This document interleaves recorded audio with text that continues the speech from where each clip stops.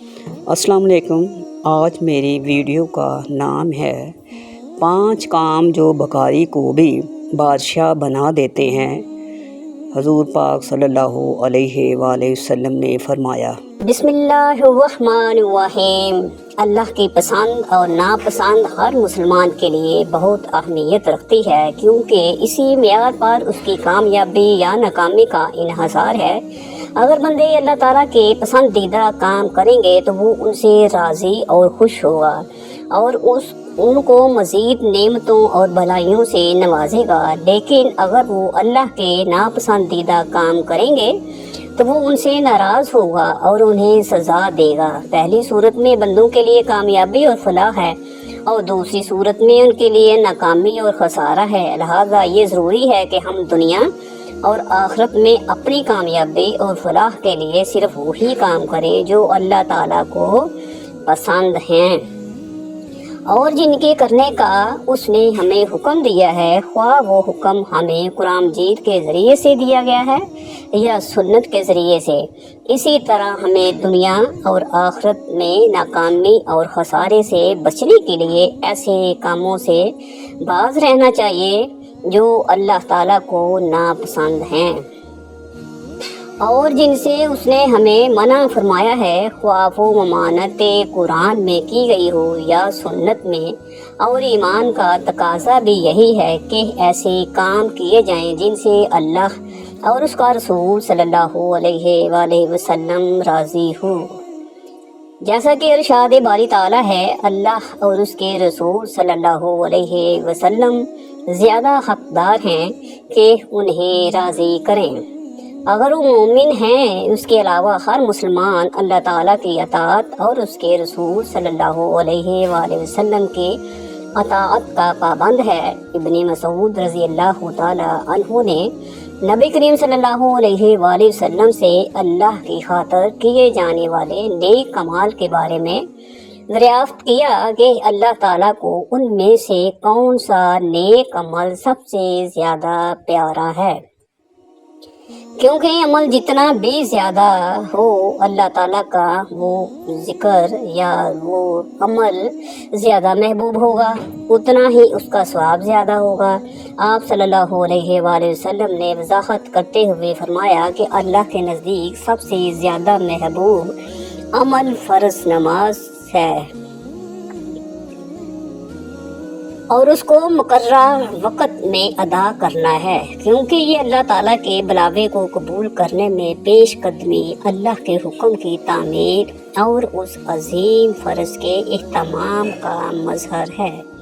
ابن مسعود رضی اللہ تعالیٰ عنہ کے نیکی میں رغبت رکھنے کی وجہ سے انہوں نے اس پر اکتفا نہ کیا، بلکہ آپ صلی اللہ علیہ وسلم سے اللہ کے پسندیدہ اعمال میں سے دوسرے درجے کے نیک عمل کے بارے میں پوچھا تو آپ صلی اللہ علیہ وآلہ وسلم نے فرمایا، والدین کی فرما برداری کرنا پہلا نیک عمل محض اللہ کا حق ہے، جبکہ دوسرا محض والدین کا حق ہے اور والدین کے حق کا درجہ اللہ کے حق کے بعد آتا ہے۔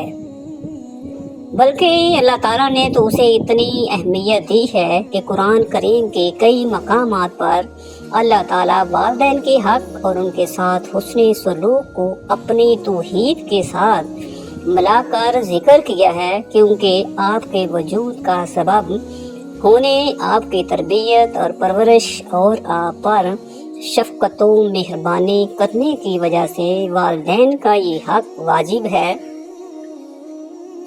ابن مسعود رضی اللہ تعالیٰ عنہ نے نبی صلی اللہ علیہ وآلہ وسلم سے مزید سوال کیا، جو خیر کی بات بتانے میں بخل نہیں کرتے کہ اہم ترین نیک اعمال کے اس سلسلے میں اس کے بعد والا درجہ کس نیک عمل کا ہے؟ آپ صلی اللہ علیہ وآلہ وسلم نے فرمایا، اللہ کی راہ میں جہاد کرنا۔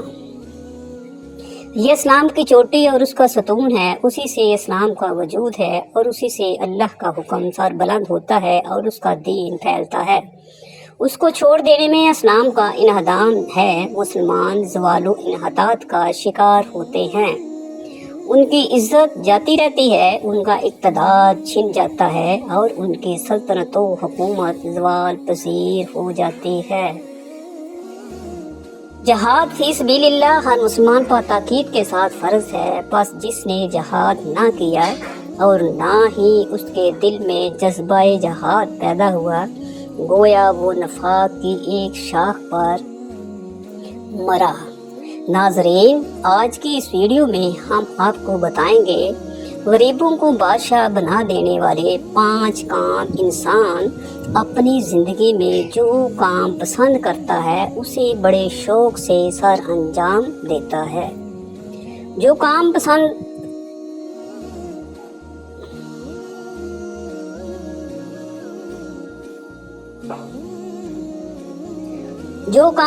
کرتا ہے اسے بڑے شوق سے سر انجام دیتا ہے۔ جو کام پسند کرتا ہے اسے بڑی ہی بےچاپی سے انجام دیتا ہے۔ لیکن کئی کام ایسے بھی ہوتے ہیں جو انسان کو زوال کی طرف لے جاتے ہیں، جبکہ کچھ کام ایسے بھی ہوتے ہیں جو انسان کو عروج کی طرف لے جاتے ہیں۔ کچھ کام ایسے ہوتے ہیں جو انسان کو تنگی کی طرف لے جاتے ہیں، جبکہ کچھ کام ایسے ہوتے ہیں جو انسان کو آسانی کی طرف لے جاتے ہیں۔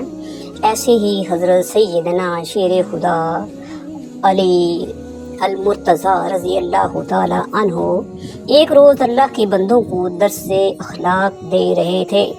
نبی کریم صلی اللہ علیہ وآلہ وسلم کا پیغام سنا رہے تھے اور نصیحت کر رہے تھے کہ خوبصورت زندگی گزارنے کے طور طریقے بتا رہے تھے۔ اب حضرت علی رضی اللہ تعالی عنہ نے فرمایا، میں نے بکاریوں کو بادشاہ بنتے دیکھا ہے، میں نے بکاریوں کو امیر ترین بنتے دیکھا ہے، ایسے امیر جو صرف دنیا کے امیر ہی نہیں بلکہ میں نے دونوں جہان کے امیر بنتے دیکھا ہے۔ انہوں نے دنیا بھی حاصل کی ہے اور انہوں نے آخرت بھی حاصل کر لی ہے۔ جب میں نے ان سے دونوں کی ترقی کی وجہ پوچھی کہ تم بکاریوں سے بادشاہ کیسے بنے، اتنے بڑے امیر کیسے بنے، کیا تم دنیا میں بھی امیر ہو گئے اور آخرت میں بھی امیر رہو گے؟ تو انہوں نے کہا، ہاں، کیونکہ ہم نے 5 عمل کیے ہیں۔ ہم نے 5 عمل ایسے جس طرح جو کہ ہم آج بھی کر رہے ہیں اور مرتے دم تک کرتے رہیں گے۔ ان 5 عمل نے، ان 5 کاموں نے ہمیں بکاریوں سے بادشاہ بنا دیا۔ حضرت علی رضی اللہ تعالی عنہ کہتے ہیں کہ میں نے پوچھا، ہمیں بھی بتاؤ وہ 5 کام کون کون سے ہیں۔ محترم ناظرین، اس ویڈیو میں آپ کو امیری کا ایک نسخہ بتایا جا رہا ہے، 5 کام جو کہ آپ کو دنیا نہیں بلکہ آخرت میں بھی امیر بنا دیں گے۔ اگر آپ اس دنیا میں ہی نہیں بلکہ اگلے جہان یعنی آخرت میں بھی امیر ترین بننا چاہتے ہیں تو ان 5 کاموں پر عمل کرنا اپنی زندگی میں شروع کر دینا۔ انہوں نے فرمایا، ایک تو ہم پرندوں کو دانہ ڈالا کرتے تھے۔ حضور اکرم صلی اللہ علیہ وآلہ وسلم نے ارشاد فرمایا، جس گھر میں پرندوں کو کھانا ملتا ہو، دانہ ملتا ہو یعنی رزق ملتا ہو، وہ گھر کبھی غریب نہیں ہو سکتا، اس گھر میں کبھی بھی رزق کم نہیں ہو سکتا۔ اللہ رب العزت اس گھر کا رزق کم نہیں کرتا جس گھر سے پرندے پلتے ہوں، پرندوں کو دانہ ملتا ہو، پرندوں کو پانی ملتا ہو۔ فرمایا، جب پرندے تمہارے گھروں کے اوپر سے گزرتے ہیں اور کوئی پرندہ تمہارے گھر میں آ جائے یا کوئی بھی جانور تمہارے گھر میں آ جائے تو فرمایا کہ ان کے لیے اناج رکھ دو، دانہ ڈالا کرو۔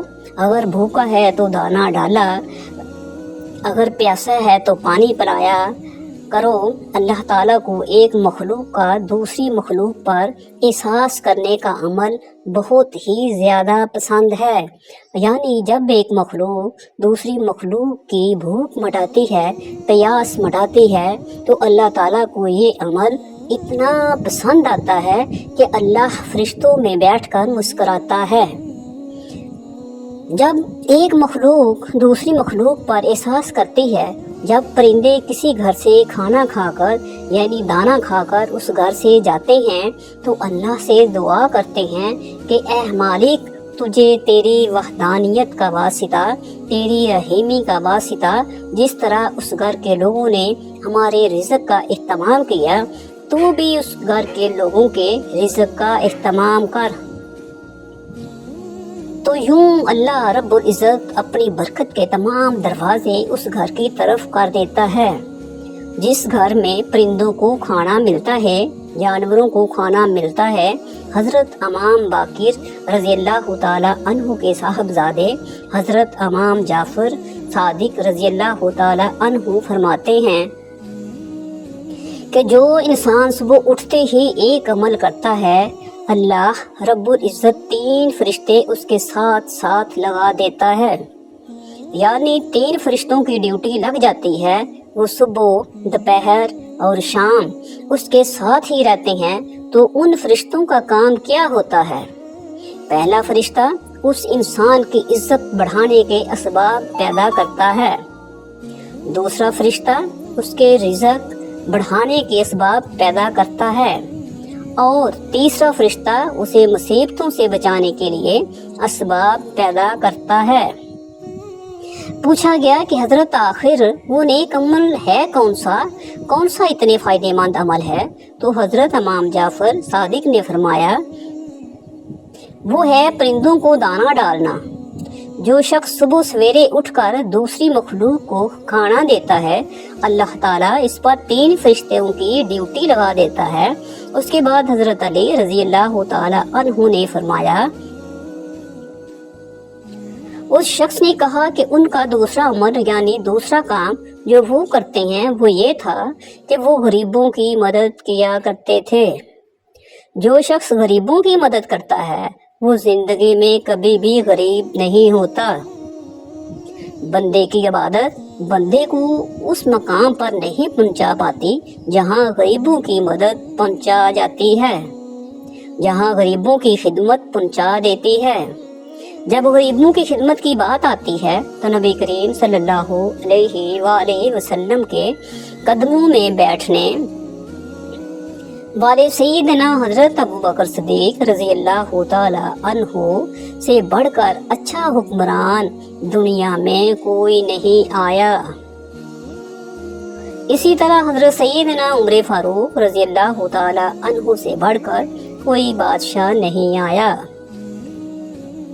سخاوت میں حضرت سیدنا عثمان غنی رضی اللہ تعالی عنہ سے بڑھ کر کوئی حکمران نہیں آیا، اور علم ریاست میں حضرت سیدنا علی رضی اللہ تعالی عنہ سے اچھا حکمران کوئی اس دنیا میں نہیں آیا۔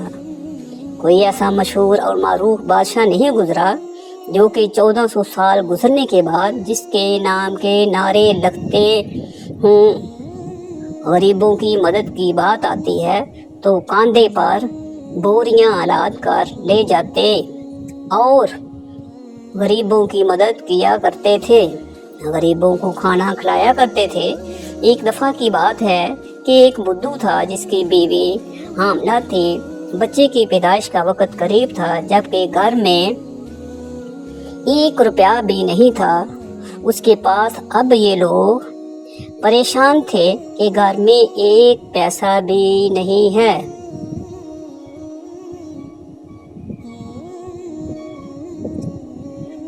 بچے کی پیدائش کے وقت وہ ہمسایوں کے پاس گئے کہ ہمیں کچھ قرضہ دے دو، انہوں نے کچھ نہ دیا۔ تو بدو کے ذہن میں ایک ترکیب آئی کہ کیوں نہ مدینے میں چلا جاؤں۔ حضرت سیدنا عمر فاروق رضی اللہ تعالی عنہ کے پاس چلا گیا، ان کے سامنے جا کر فریاد کی، عرض کروں وہ میری ضرور مدد کریں گے۔ یہ بدو اپنی بیوی کو لے کر مدینے کی طرف چلا گیا۔ چلتے چلتے جیسے ہی مدینے کی سرزمین پر قدم رکھا، شام ہو گئی، رات ڈھلنے لگی۔ बच्चे की पैदाइश का वक्त करीब था। उसने बीवी को कहा कि क्यों ना हम यही खैमा लगाकर रात बसर कर लेते हैं। सुबह उठते ही हज़रत उमर फारूक रज़ी अल्लाह ताला अन्हु के पास चले गए। रात में ये लोग वहीं ठहरे। रात का दूसरा पहर आया तो बीवी का दर्द बढ़ गया और वो दर्द से चीखने लगी।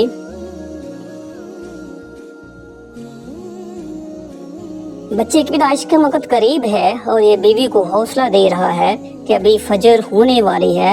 चलते हैं हज़रत उमर बिन खत्ताब रज़ी अल्लाह ताला अन्हु के पास अपना मसला हल करवाते हैं। हज़रत सैयदना उमर फारूक रज़ी अल्लाह ताला अन्हु की आदत थी कि आप रात के दूसरे पहर मदीने की गलियों में गश्त किया करते थे। फरमाया करते थे कि मेरे हुक्मरानी में अगर कोई कुत्ता भी प्यासा मर गया तो हिसाब उमर को देना पड़ेगा। उस रात भी हज़रत उमर रज़ी अल्लाह ताला अन्हु मदीने की गलियों में गश्त फरमा रहे थे। आप रज़ी अल्लाह ताला अन्हु ने दूर से देखा कि खैमे में आग जल रही है। आप रज़ी अल्लाह ताला अन्हु ने गुलाम को भेजा कि जा देख कौन बैठा है। रात की इस पहर कोई मुसाफिर तो नहीं। गुलाम उस शख्स के पास गया। उसने कहा कि मेरी बीवी हामला है, मुझे मदद की ज़रूरत है। गुलाम ने वापस आकर हज़रत उमर फारूक रज़ी अल्लाह ताला अन्हु को सारी बात बताई। अल्लाह अकबर। हज़रत सैयदना उमर फारूक रज़ी अल्लाह ताला अन्हु अपने घर की तरफ दौड़ कर गए तो अपनी बीवी को उठाया। उठो, अगर तुम्हें स्वाब मिल रहा है तो तुम लेना चाहोगी, अगर तुम्हें नेकियां मिल रही हों तो तुम लेना चाहोगी। तो आप रज़ी अल्लाह ताला अन्हु की बीवी ने कहा क्यों नहीं। हज़रत फिर आप रज़ी अल्लाह ताला अन्हु ने फरमाया उठो, मेरे दोस्त की बीवी दर्द में मुब्तला है, मेरे दोस्त की बीवी तकलीफ़ में मुब्तला है और थोड़ी देर में बच्ची की पैदाइश का वक़्त आने वाला है और थोड़ी देर के लिए दाई बन जाओ। उसने ज़रूरत का सारा सामान उठाया और सैयदना हज़रत उमर फारूक रज़ी अल्लाह ताला अन्हु से कहने लगी कि आप थोड़ी सी लकड़ियाँ कांधे पर उठा लें। हज़रत उमर बिन खत्ताब रज़ी अल्लाह ताला अन्हु ने लकड़ियाँ कंधे पर उठाईं और अपनी बीवी के साथ खैमे की तरफ गए। आपकी ज़ौजा मोहतरमा खैमे के अंदर चली गई जहां औरत चीख रही थी। हज़रत उमर फारूक रज़ी अल्लाह ताला अन्हु बाहर इस बुद्धू के सामने हाथ बांधकर खड़े हो गए। बद्दू ने समझा कि ये कोई ग़ुलाम है और उस ग़ुलाम की बीवी दाई है, पर ये उसका शोहर है और यहाँ का ग़ुलाम है। उसने हुक्म चलाना शुरू कर दिया और चलाना शुरू कर दिया, जल्दी जाओ और लकड़ियाँ लेकर आओ। आप रज़ी अल्लाह ताला अन्हु दौड़ कर जाते और लकड़ियाँ लेकर आते। जल्दी करो, आग लगाओ। आप रज़ी अल्लाह ताला अन्हु आग जलाते और फूंक मारते। नाज़रीन, उसने हज़रत उमर फारूक रज़ी अल्लाह ताला अन्हु के साथ नौकरों जैसा सलूक करना